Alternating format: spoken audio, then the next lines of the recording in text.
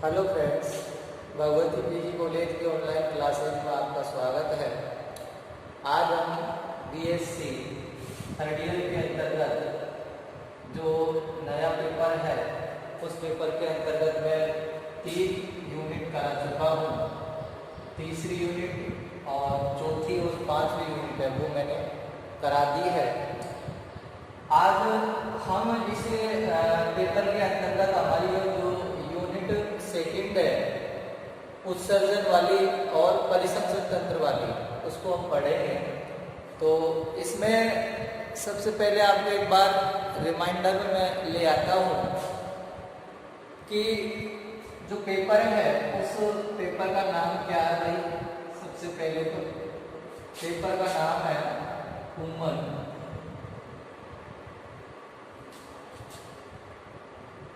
Physiology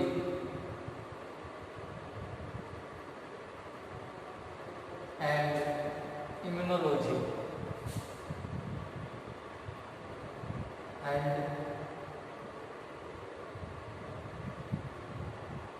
immunology.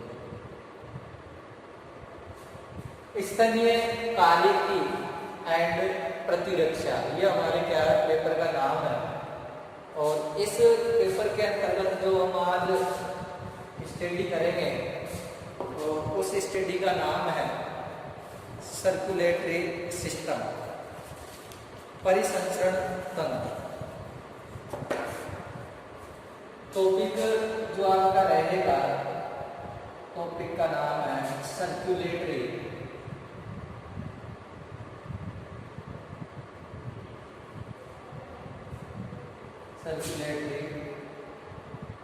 System,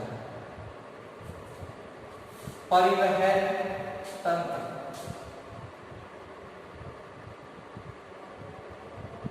या इसको परिसंचरण तंत्र भी हम कह सकते हैं। सर्कुलेटरी परिवहन परिसंचरण तंत्र के नाम से हम इसको जानेंगे। परिसंचरण परिवहन परिसंचरण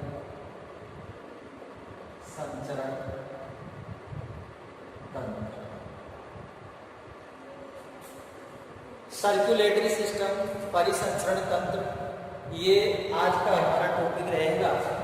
तो सबसे पहले परिसंचरण तंत्र क्या होता है इसके बारे में आपको आना चाहिए कि जो सजीव होते हैं और उन सजीवों के अंतर्गत पाया जाने वाला वह तंत्र, जो सजीव होते हैं, सजीवों के अंतर्गत पाया जाने वाला वह तंत्र जो उपयोगी पदार्थों का वितरण एवं परिवहन करता हो, जो उपयोगी पदार्थों का वितरण एवं परिवहन करता हो तथा अवशिष्ट पदार्थ जो होते हैं या अनुपयोगी जो पदार्थ होते हैं उनका क्या करता हो, संग्रहण करता हो। इस प्रकार के तंत्र को सर्कुलेटरी सिस्टम कहते हैं। देखिए, सजीवों में पाया जाने वाला, सजीवों में पाया जाने वाला वह तंत्र, पाया जाने वाला वह तंत्र, वह तंत्र जो उपयोगी पदार्थों का, उपयोगी पदार्थों का क्या करता हो, परिवहन एवं संचरण करता हो। जो उपयोगी पदार्थ है उन उपयोगी पदार्थों का वितरण व परिवहन करता हो तथा अनुपयोगी या अपशिष्ट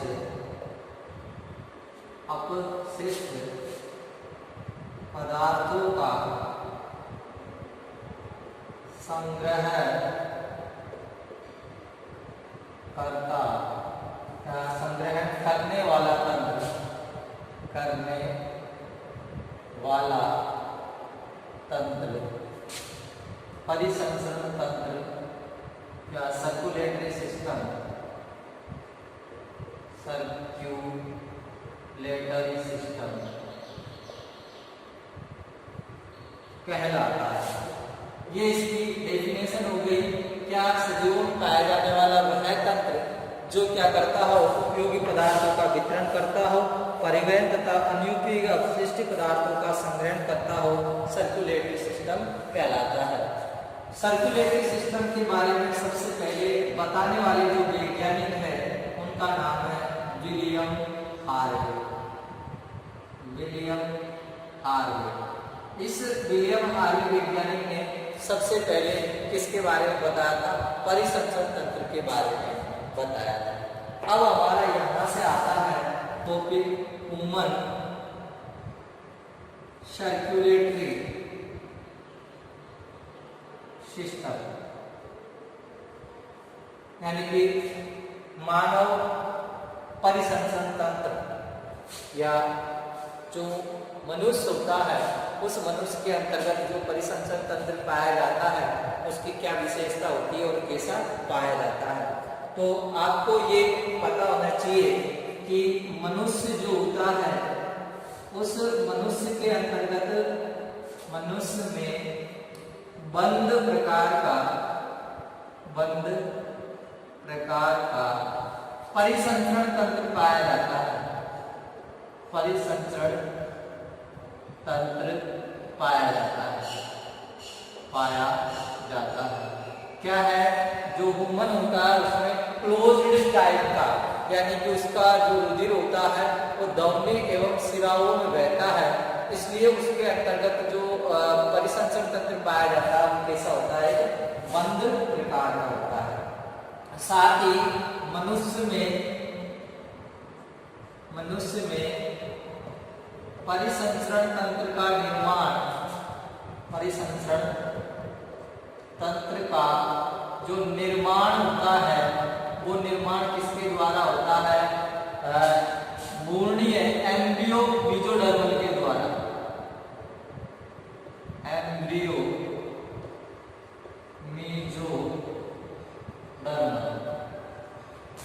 मेसोडर्मल के द्वारा इसका निर्माण होता है। परिसंचरण तंत्र का निर्माण होता है। इसका मनुष्य का जो परिसंचरण तंत्र होता है, जो एम्ब्रियोनिक लेयर होता है, और वो एम्ब्रियोनिक लेयर कौन सा है? मेसोडर्म है। इस मेसोडर्म के द्वारा उसका क्या होता है भाई? निर्माण होता है। अब हम बात करते हैं मनुष्य का परिसंचरण तंत्र होता है वो दो भागों में बटा होता है, दो भागों से मिलकर बना होता है। तो आप यहाँ लिख सकते हैं मनुष्य का परिसंचरण तंत्र दो भागों में क्या होता है? दो भागों में बटा होता है। ये इसके अंतर्गत है भाई। मनुष्य का जो परिसंचरण तंत्र होता है वो दो भागों से मिलकर बना होता है।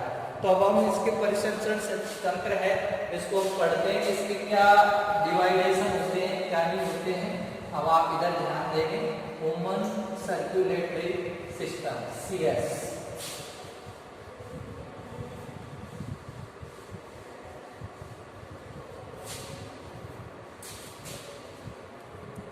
देखो ये है ह्यूमन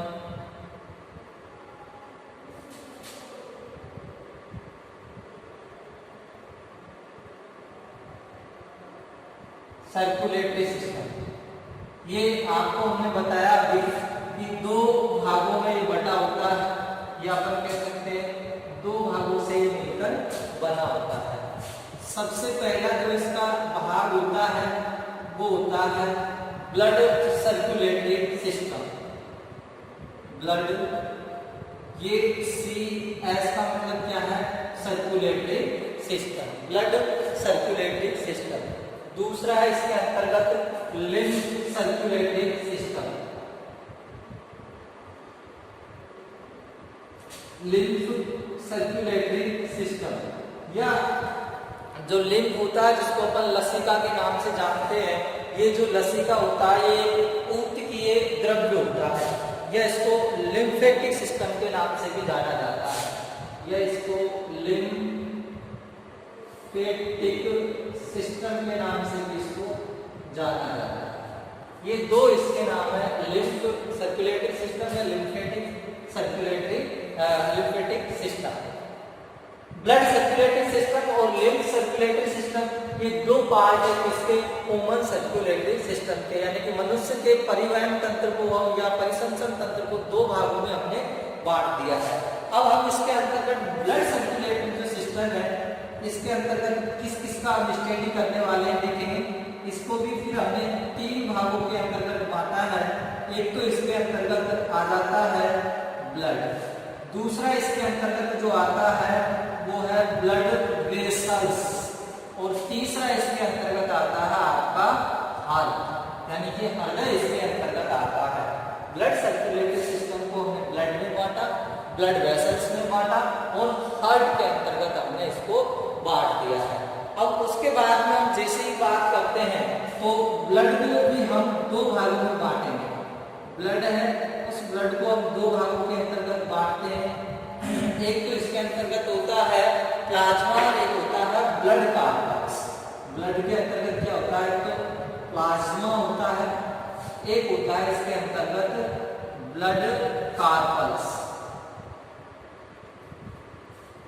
ब्लड कार्पल्स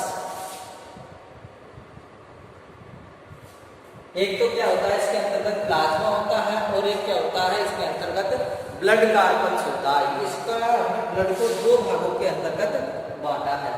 अब ब्लड जो कार्पल्स है, फिर हमने इसको तीन भागों में डिवाइड करें। कौन कौन है इसके अंतर्गत, एक तो होती है RBC, दूसरी इसके अंतर्गत होती है WBC, और तीसरा आपको पता होगा कौन सी होती है, तीसरी होती है इसके अंतर्गत प्लेट्स। तीसरी कौन सी होती है इसके अंतर्गत, प्लेटलेट्स।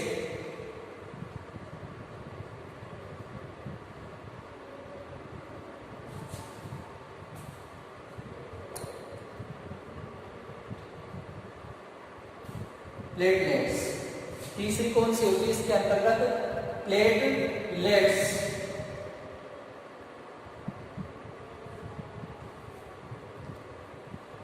RBC, WBC और प्लेटलेट्स इसके अंतर्गत तीसरी होती है। अब इनका जो दूसरा नाम है वो दूसरा नाम भी आप समझ सकते हैं। RBC है, इसको बोलते हैं इरिथ्रोसाइट्स, और करके आप लिख सकते हैं इरिथ्रोसाइट्स।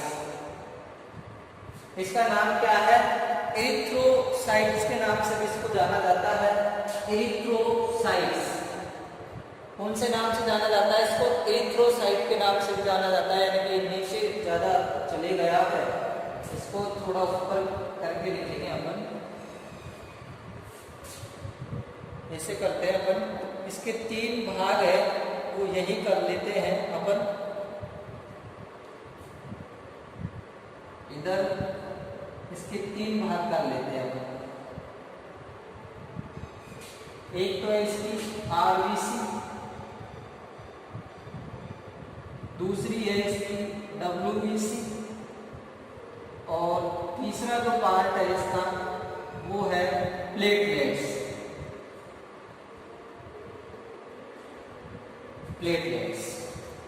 RBC को और नाम क्या है, इरिथ्रोसाइट्स। इसको बोला जाता है और करके ल्यूकोसाइट्स।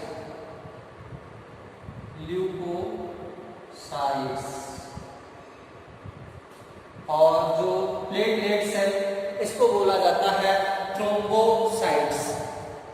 इसको बोला जाता है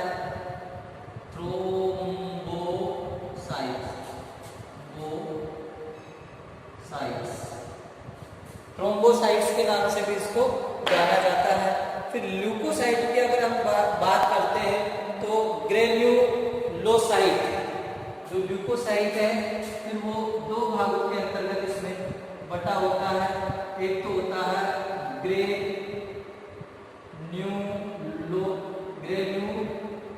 ग्रेन्युलोसाइट ग्रेन्युलोसाइट्स, और एक होता है इसके अंतर्गत ए ग्रेन्युलोसाइट्स।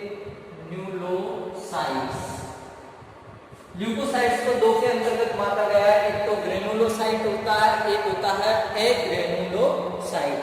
फिर ये जो एग्रेनुलोसाइट होता है तो उसके तो कोई पार्ट इसके अंतर्गत नहीं है, और जो कि ग्रेनुलोसाइट होता है उसको फिर तीन भागों के अंतर्गत इन्होंने बांटा है। कौन कौन सा है? जो इधर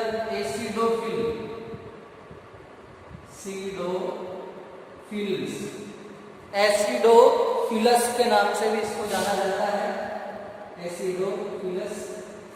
दूसरा इसके अंतर्गत अगर हम बात करते हैं तो बेसिडोफिल्स,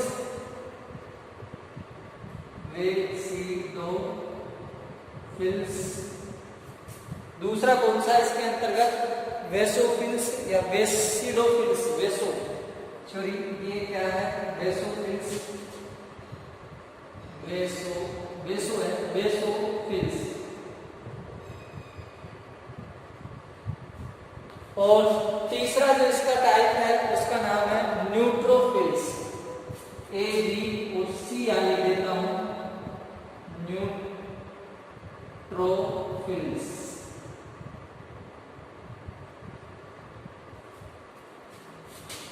न्यूट्रोफिल्स ये इसके अंतर्गत है। तो ये अपने पार्ट किसके हो गए? देखो, blood circulatory system. Blood circulatory system के अंतर्गत क्या है? ब्लड वेसल्स और हार्ट। अब इसके अंतर्गत प्लाज्मा है, फिर ब्लड कार्पल्स है। ब्लड कार्पल्स का आरबीसी, डब्ल्यूबीसी, प्लेटलेट्स, इसको इरिथ्रोसाइट के नाम से जाना जाता है, इसको ल्यूकोसाइट के नाम से, इसको थ्रोम्बोसाइट के नाम से। ल्यूकोसाइट की टाइप की होती है फिर, एक तो कौन सी है? ग्रेनुलोसाइट, और एक होता है एग्रेनुलोसाइट। ग्रेनुलोसाइट तीन प्रकार की होती है, एसिडोफिल्स, वेसोफिल्स और न्यूट्रोफिल्स। अब हम बात करते हैं इसके अंतर्गत सेकेंड जो है हमारा क्या है? Lymph circulatory system. इसके अंतर्गत एक तो हम पढ़ने वाले हैं क्या है इसके अंतर्गत? एक तो है लिम्फ, यानी कि इसके अंतर्गत एक तो हम लसिका को ही पढ़ेंगे, लिम्फ। एक इसके अंतर्गत हम पढ़ेंगे लिम्फ वेसल्स, इसके अंतर्गत ही आएगी, और एक इसके अंतर्गत आएगा लिम्फ नोड,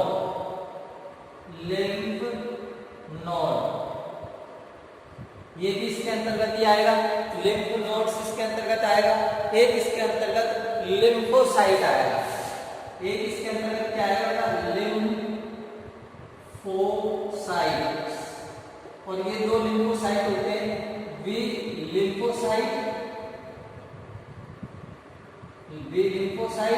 और एक होता है टी लिम्फोसाइट। एक तो होता है बी लिम्फोसाइट और एक कौन सा होता है? T lymphocyte. तो ये इस प्रकार से इसका क्या होता है भाई? कॉमन सर्कुलेटरी सिस्टम में उसका क्या होता है भाई? क्लासिफिकेशन होता है। और कौन सा होता है? ब्लड सर्कुलेटरी सिस्टम के अंतर्गत ब्लड सर्कुलेटरी सिस्टम, जिसमें ब्लड आता है, ब्लड वेसल्स और हार्ट, इनको हम पढ़ेंगे। ब्लड में प्लाज्मा, फिर ब्लड कार्पल्स है, इनको हम पढ़ेंगे। ये सब हम पढ़ेंगे। और लिम्फ सिस्टम के अंतर्गत जब पढ़ते हैं तब हमारा परिसंचरण तंत्र है वो क्या होता है भाई? कंप्लीट होता है। अब ये आपने क्या पढ़ा? क्लासिफिकेशन। अब हम आगे की ओर बढ़ते हैं तो हम हेडिंग लगाएंगे ब्लड सर्कुलेटरी सिस्टम। अब यहां से हम स्टार्ट करेंगे। दो पार्ट आपने पढ़ ली, ब्लड सर्कुलेटरी सिस्टम और लिम्फ। सबसे पहले हम इसको स्टार्ट करेंगे, और इसको स्टार्ट करते हुए ये जो सब चीजें होती है इनको हम क्लियर करेंगे। तो हमारा हेडिंग रह जाएगा blood circulatory system. Blood circulatory system क्या है?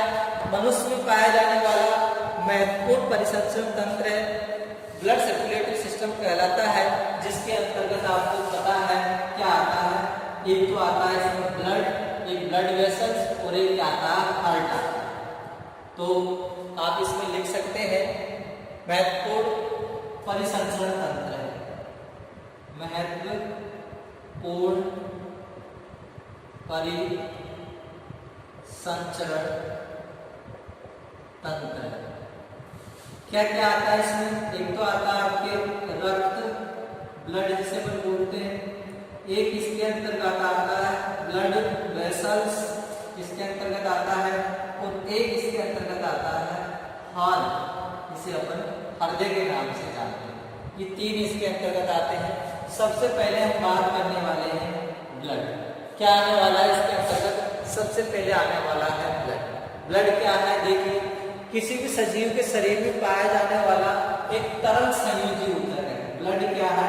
एक तो तरल संयोजी ऊतक है।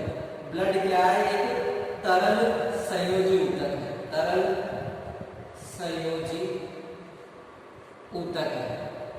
लिक्विड कनेक्टिव टिश्यू है। तरल संयोजी क्या है? ऊतक है। अब जो उपयोगी पदार्थों के वितरण तथा अपशिष्ट पदार्थों के संग्रहण से संबंधित होता है, जो क्या करता है? उपयोगी पदार्थों का तो वितरण व अवशिष्ट पदार्थों का संग्रहण करता है, संग्रहण करता है, उसको हम क्या कहते हैं? ब्लड कहते हैं। यानी कि किसी सजीव के शरीर में पाया जाने वाला तरल संयोजी ऊतक जो उपयोगी पदार्थों का क्या करता हो? वितरण करता हो, और जो अनुपयोगी पदार्थ होते हैं उन अनुपयोगी पदार्थों का क्या करता हो? वो संग्रहण करता हो, तो उसे हम ब्लड कहते हैं। एक सामान्य जो मनुष्य होता है, उस सामान्य मनुष्य के शरीर में, मनुष्य के जो शरीर है, उस शरीर के अंतर्गत 5 से लेकर 5/1/2 तक क्या पाया जाता है? लीटर क्या पाया जाता है? रक्त पाया जाता है। एक सामान्य जो मनुष्य होता है उसमें 5 से 5.5 लीटर तक क्या पाया जाता है? रक्त पाया जाता है। और ये जो अगर हम शरीर के बाहर की अगर हम बात करते हैं, शरीर के बाहर है, उस बाहर का ये 6 से 7.5% तक होता है। 6 से 7.5% तक होता है। क्या होता है? ब्लड होता है। इसकी जो सयानता होती है, इसकी जो सयानता होती है, सयानता जल से, इसकी जो सयानता होती है वो जल से, तो इसका मतलब यहाँ दिख ही नहीं रहा, इसका भार हो गया, और इसके मनुष्य के शरीर में 5 लीटर, ये तो ठीक है। तो इधर लिख देता हूँ कैरेक्टर को। ये मनुष्य के अंतर्गत जो रुधिर पाया जाता है, मनुष्य में रुधिर को पाया जाता है 5 से 5.5 लीटर तक पाया जाता है। और जो मनुष्य का जो भार होता है, उस भार का 6 से 7.5% होता है। साथ ही इसकी जो सयानता होती है, इसकी रक्त की जो डेंसिटी सयानता जो होती है, वो सयानता कितनी होती है? जल से 5 गुना अधिक होती है, अधिक होती है। यानी कि जल के अंतर्गत ये काफी जल्दी ये घुल जाता है। साथ ही अगर हम बात करते हैं तो इसकी जो पीएच होती है, वो पीएच 7.4 होती है। यानी क्या होता है? ये हल्का क्षारीय होता है। लेकिन अगर बैन की हम बात करते हैं तो बैन में ये 7.35 होता है, और जो ध्वनि है, आर्टरी है, उस आर्टरी में ये 7.54 इसका पीएच होता है ब्लड का। तो उनके अंतर्गत शुद्ध पीएच में क्या होता है? इसमें अलग होता है। फिर हम पढ़ने वाले इसके अंतर्गत रुधिर का संगठन। अब जो रुधिर का जो संगठन होता है, उस रुधिर के संगठन के अंतर्गत क्या क्या आएगा वो भी हम आपको बता देते हैं।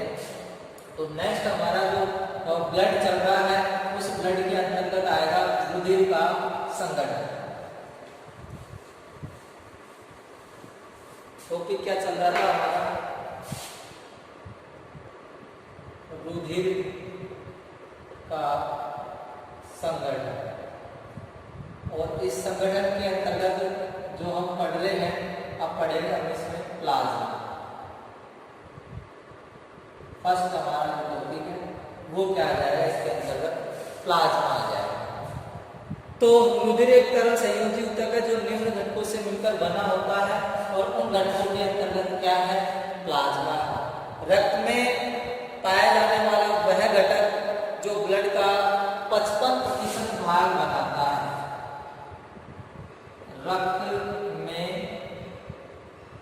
पाए जाने वाला वह घटक जो रुधिर का 55% भाग बनाता है क्या कहलाता है, बनाता है, प्लाज्मा कहलाता है। ये इसकी क्या हो गई, डेफिनेशन हो गई।